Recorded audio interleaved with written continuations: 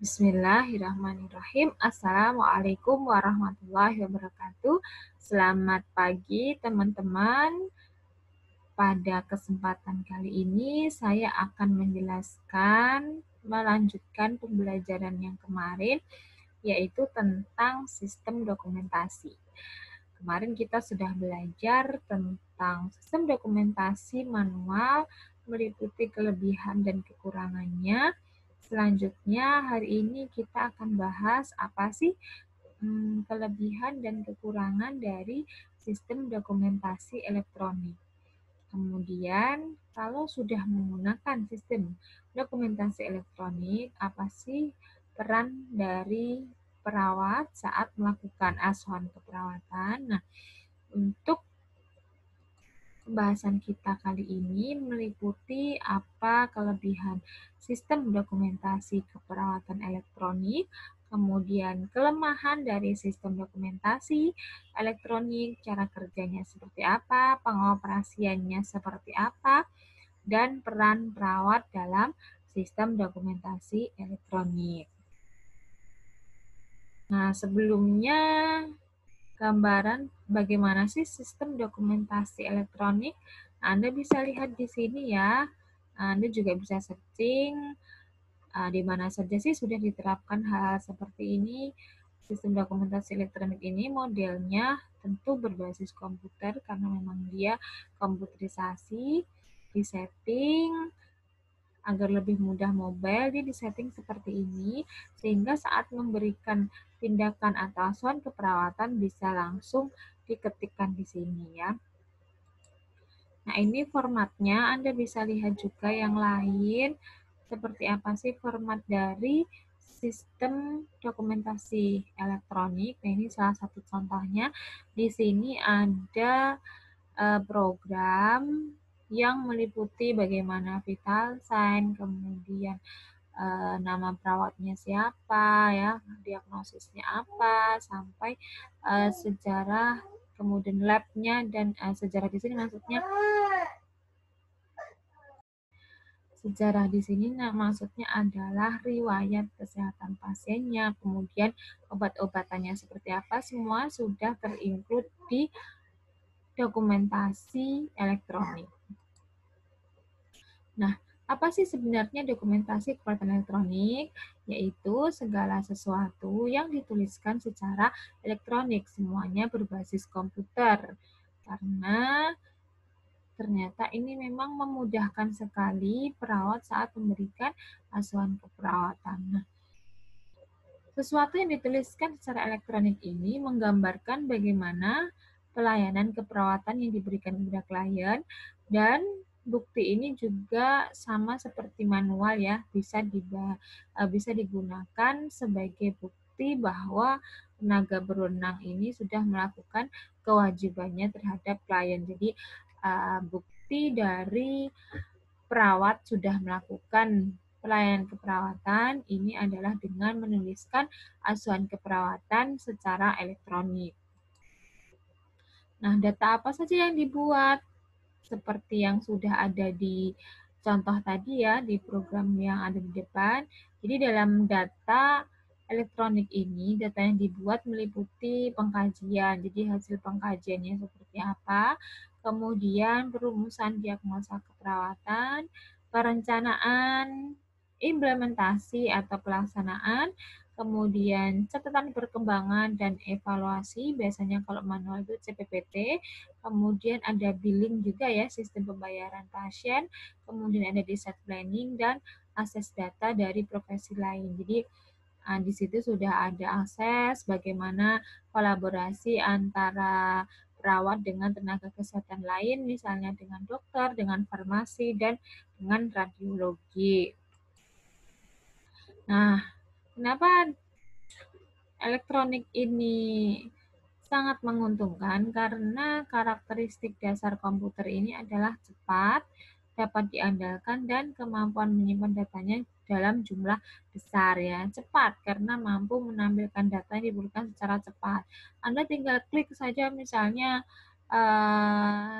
diabetes mellitus atau hipertensi, nanti dia sudah akan memunculkan data-datanya. Kemudian dapat diandalkan.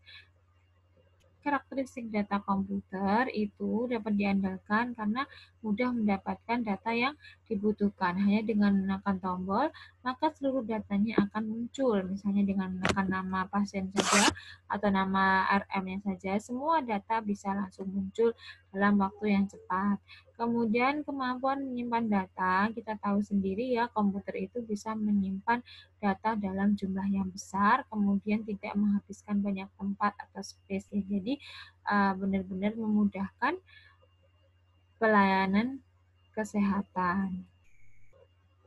Nah, hal-hal apa saja yang harus diperhatikan pada saat melakukan sistem dokumentasi elektronik? Tetap kita harus perhatikan hal-hal penting pada saat kita menggunakan sistem dokumentasi elektronik, yaitu catatan kesehatan elektronik klien disimpan secara elektronik harus di bawah pengamanan yang ketat. Nah, jadi data-datanya itu harus benar-benar dirahasiakan. Misalnya dengan apa? Ya dengan dikunci ya, misalnya dengan dikasih password saat membuka data, kemudian diamankan dari pihak-pihak yang tidak berwenang, yang tidak berkepentingan. Kemudian, data yang disimpan harus komprehensif, akurat, tepat waktu, dan jelas untuk mengidentifikasi pemberi perawatan. Jadi meskipun dia elektronik, tetap ditulis secara komprehensif, akurat, dan tepat waktu. Yang penting juga, entry data harus dilakukan orang yang melaksanakan perawatan, bukan staf lainnya. Jadi kalau misalnya perawat itu melakukan perawatan pada pasien A, perawat A melakukan perawatan pada pasien A, maka yang menuliskan itu harus perawat A, bukan perawat B, karena nanti akan terjadi kesenjangan atau ketidakcocokan antara yang dilakukan dengan yang dituliskan di dokumentasi elektronik.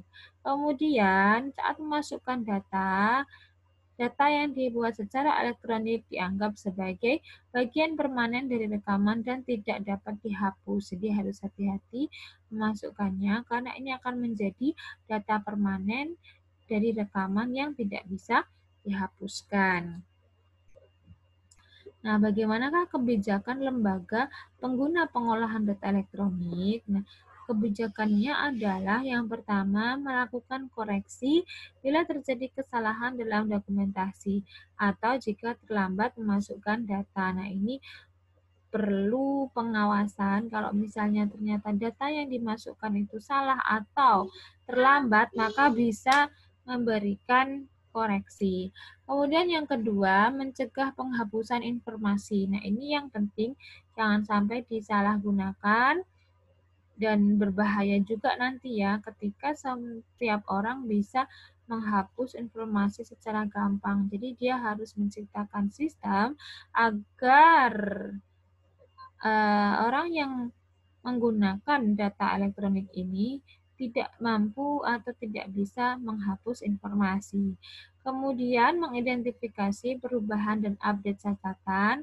Ini dipantau terus apa saja perubahan dan update yang ada dan melindungi kerahasiaan informasi klien. Nah, ini perlu dilakukan karena privasi dan kerahasiaan itu sangat penting untuk klien. Jangan sampai informasi tentang klien itu bocor atau diketahui pihak yang tidak berkepentingan. Selanjutnya, proses dokumentasi menggunakan campuran media elektronik dan kertas. Kalau memang diperlukan, bisa menggunakan metode campuran. Masih ada kertas dan media elektronik. Kemudian jangan lupa, karena data-data ini harus disimpan selamanya ya sesuai dengan kaidah penyimpanan data, maka diperlukan adanya backup informasi klien. Selanjutnya, menyediakan sarana dalam kegagalan sistem dan penentuan lama waktu dokumentasi disimpan. Jadi tetap ditentukan berapa lama sih data-data ini harus disimpan, karena seberapa besar pun yang namanya kapasitas komputer itu tetap akan lemot ya atau jadi overload jika tidak dihapus yang tidak berkepentingan. Nah, selanjutnya, apa sih kelebihan dari dokumentasi elektronik? Ada beberapa kelebihan dokumentasi elektronik sehingga saat ini perlu diterapkan yang namanya dokumentasi elektronik. Yang pertama, dapat mengurangi tugas-tugas perawat. Nah, karena adanya dokumentasi elektronik, maka akan mengurangi tugas perawat saat mencatat. Kita tahu sendiri ya, kalau selama ini sebagian besar waktu perawat itu digunakan untuk dokumentasi ya, mencatat secara manual. Nah, dengan adanya dokumentasi elektronik ini, maka bisa mengurangi tugas perawat sehingga waktu yang diberikan untuk pasien akan lebih banyak.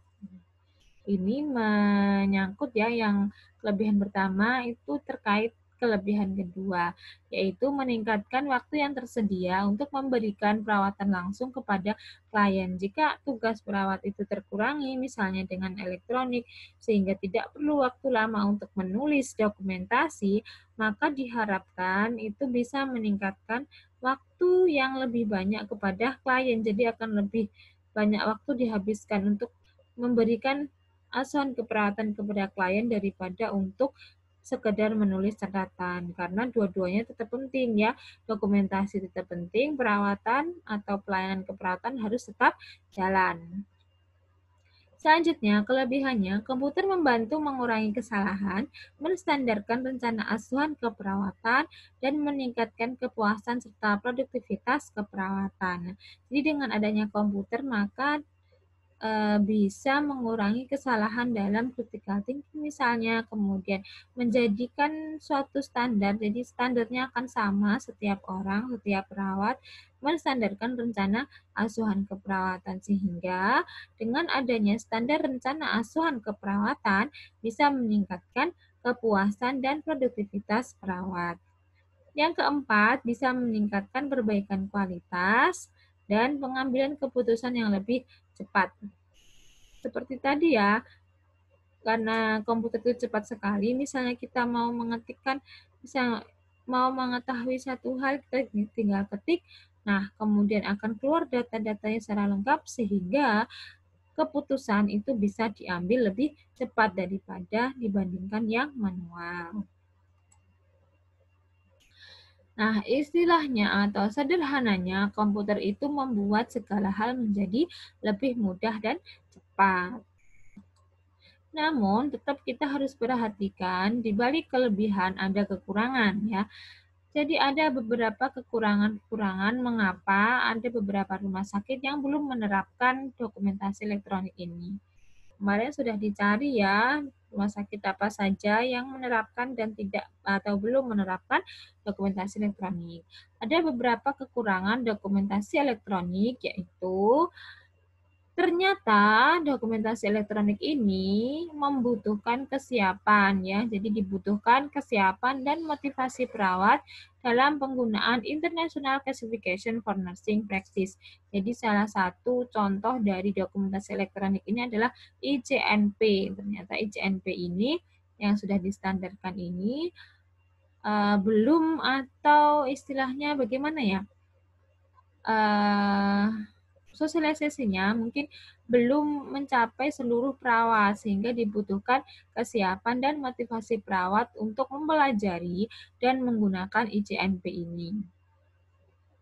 Selanjutnya, mendukung untuk penyimpanan data, tetapi kurang dalam komunikasi dan kerjasama antar petugas kesehatan. Nah, ternyata karena semuanya sistemnya online, komputerisasi, maka kurang komunikasi dan kerjasama antar petugas karena tidak bertemu face to face secara langsung, melainkan semuanya secara online. Seperti saat ini ya, kita semuanya melakukan dengan online tanpa tatap muka.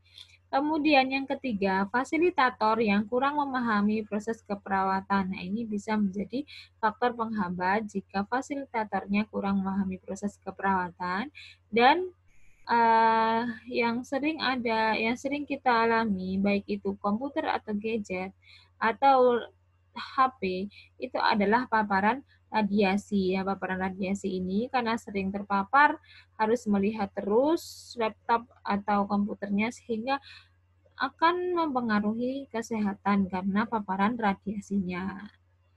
Oke, sebentar. Nah, dengan demikian kita perlu pertimbangkan untuk mengambil manfaat yang lebih banyak dan mengantisipasi kekurangan dari dokumentasi elektronik. Nah, selanjutnya, bagaimana sih cara kerja sistem dokumentasi elektronik? Jadi, ICNP atau tadi sudah dijelaskan International Classification Nursing Practice ini menggunakan Windows 2000.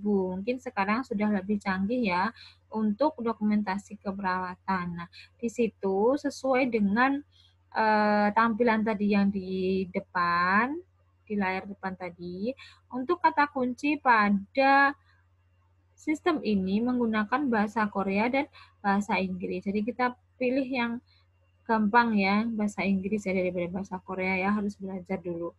Kemudian cara kerjanya mirip atau sama dengan dokumen berbasis komputerisasi, di mana sumbu ICNP ini untuk menentukan tiap konsep. Jadi ada satu pusat ICNP ini untuk menentukan tiap-tiap konsep seperti bagaimana analisis datanya, kemudian bagaimana pengobatan pasien, pengkajian. Nah, ini semuanya tersumbu pada ICNP.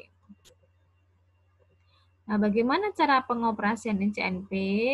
Sama dengan mengoperasikan komputer ya. Jadi dihidupkan dulu, kemudian dibuka aplikasi ICNP-nya, dipersiapkan pasien untuk dilakukan askep. Jadi kita pastikan dulu pasien yang mau di-askep itu apa. Makanya tadi ada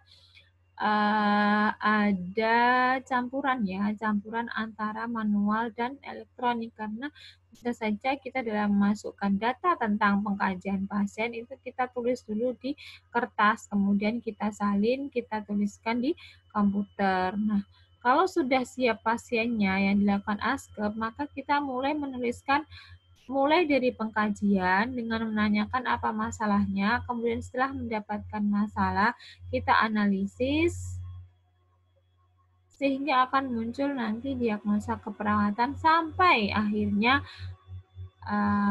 tahap evaluasi. Misalnya ini kita cari penyakit DM, maka kita bisa langsung klik di situ, ketik diabetes mellitus pada pencarian di bagian atas. Nanti bisa langsung keluar apa yang kita inginkan. Nah, setelah itu akan muncul file pengisian tabel untuk penyakit DM, mulai dari pengkajian sampai evaluasi. Jadi lebih gampang ya, karena ini sesuai dengan diagnosis medis. Kalau memang kita mau memberikan asuhan keperawatan pada pasien DM, diklik aja kata kuncinya diabetes mellitus, kemudian nanti akan muncul softfile-nya pengisian tabel untuk penyakit DM mulai dari pengkajian sampai evaluasi. Kemudian sebelum kita akhiri, dicek dulu semua pengisiannya apakah sudah tepat atau belum, kemudian simpan data sebagai bukti legal dan beri salam kepada klien atas kesediaannya di interview atau dilakukan wawancara.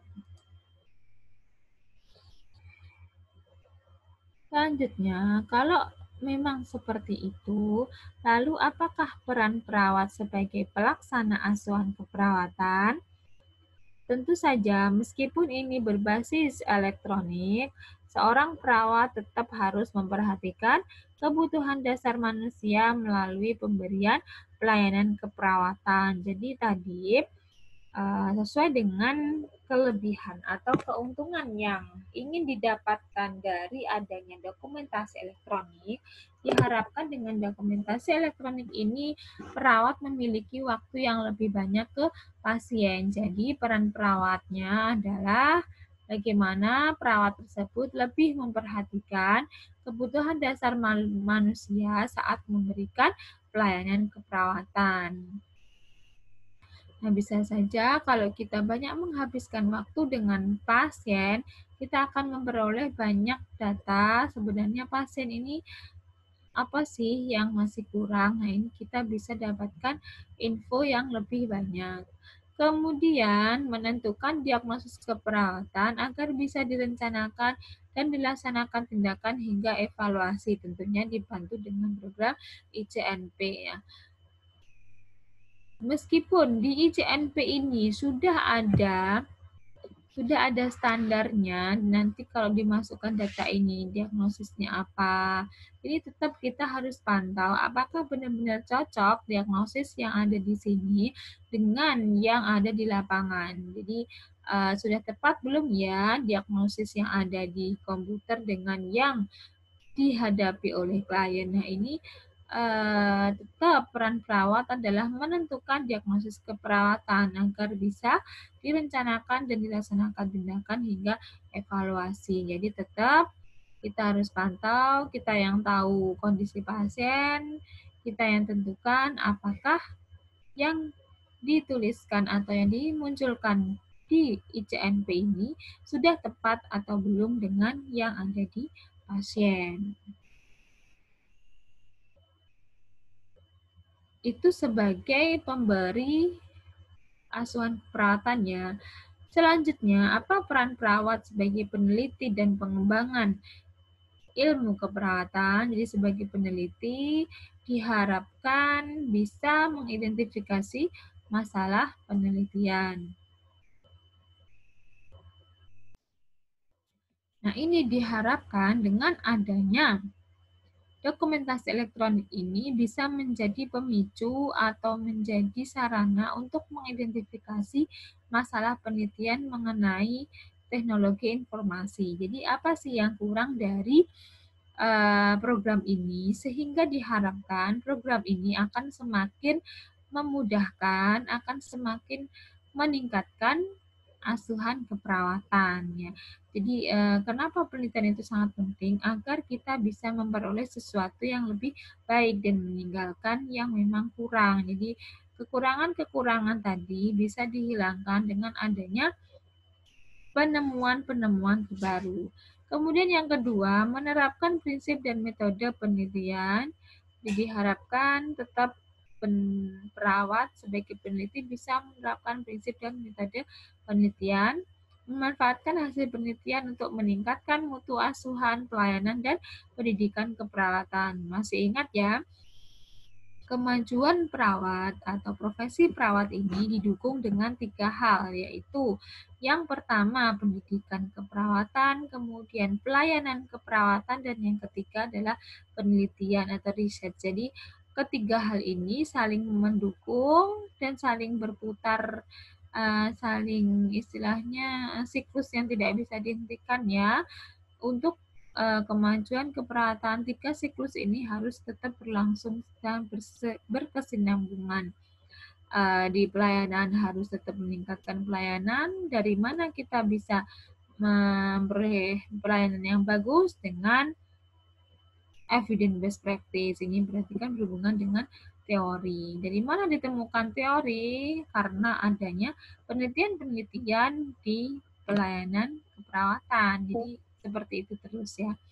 Kemudian mengurangi kesenjangan penguasaan teknologi. Jadi kalau bisa peneliti ini atau perawat sebagai peneliti ini berusaha untuk mengurangi kesenjangan dalam penguasaan teknologi. Kalau bisa semua perawat itu menguasai teknologi informasi sehingga perawat bisa satu arah dan satu istilahnya adalah satu standar, tidak terpecah-pecah lagi ya, satunya nggak bisa, satunya bisa gitu, tapi semuanya bisa menguasai teknologi informasi sehingga diharapkan ICNP ini bisa berkembang secara lebih bagus dan lebih luas sehingga kualitas asuhan keperawatan lebih bisa ditingkatkan kembali ya. Nah, demikian intinya peran perawat sebagai peneliti adalah melakukan riset-riset terus melakukan penelitian sehingga bisa mengembangkan program ICNP menjadi lebih baik. Demikian yang bisa saya jelaskan karena memang tidak banyak ya. Anda bisa mencari dan membaca sendiri mengenai adanya dokumentasi elektronik ini. Oke, jika ada pertanyaan seperti biasa bisa menanyakan ke email atau bisa langsung chat WA saya. Demikian yang bisa saya jelaskan. Ada salah saya mohon maaf. Saya akhiri. Wassalamualaikum warahmatullahi wabarakatuh.